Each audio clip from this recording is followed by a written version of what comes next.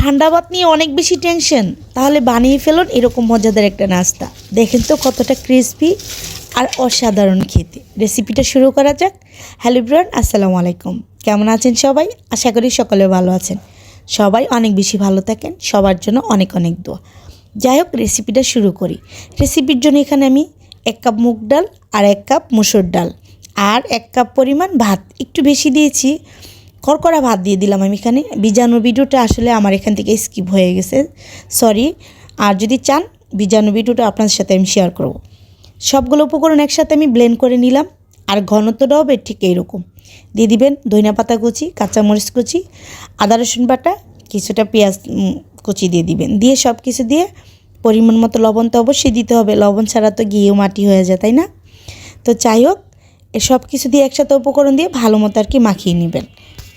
মাখানো কাজ তো একদমই কমপ্লিট হয়ে গেছে। এখন চলে আসবেন চুলাতে।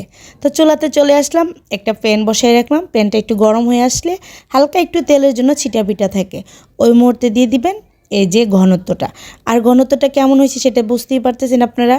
বিশ্বাস করা যায় না, এত একটা মজাদার খাবার, মানে কল্পনারও বাইরে।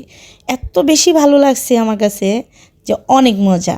পেট ভরতে ভরতে অনেক বেশি ভরে গেছিলো, খাওয়ার মতো আর জায়গা ছিল না। বিশ্বাস করেন, অনেক ভালো লাগছে। আর ঠান্ডা ভাত নিয়ে অনেকের ঘরে, যেহেতু শীতকাল চলে আসছে, একটু নাক মুচকি মুখ মুচকি হবেই, তাই না? ঠান্ডা ভাত খাবো না, আমি গরম ভাত খাবো, শীতকে ঠান্ডা ভাত খাওয়া যায় কি না?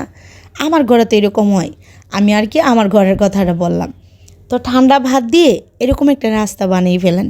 আর খেতে হবে এত ক্রিসপি, এত মুচমুচে, মানে কি বলবো আপনাদেরকে, মানে একদমই আমেজিং।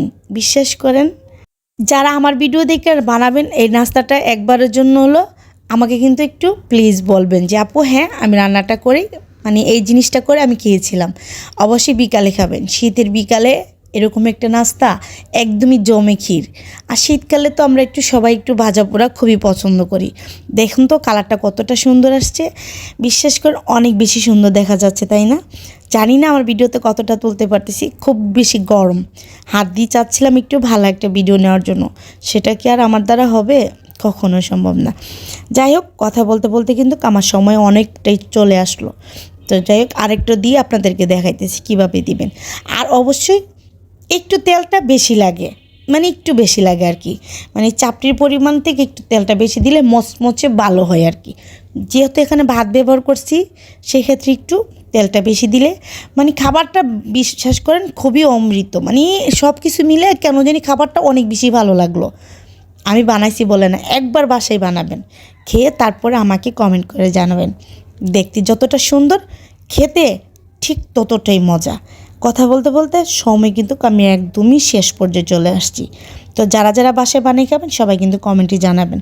আর আমার ভিডিওটা ভালো লেগে থাকলে আমার প্রিয় ভাই বোনেরা অবশ্যই আমার ভিডিওটা লাইক কমেন্ট করে একটু শেয়ার করে দিবেন। যারা আমার পেজটাকে এখন পর্যন্ত ফলো করেনি সবাই একটু ফলো দিয়ে দিবেন।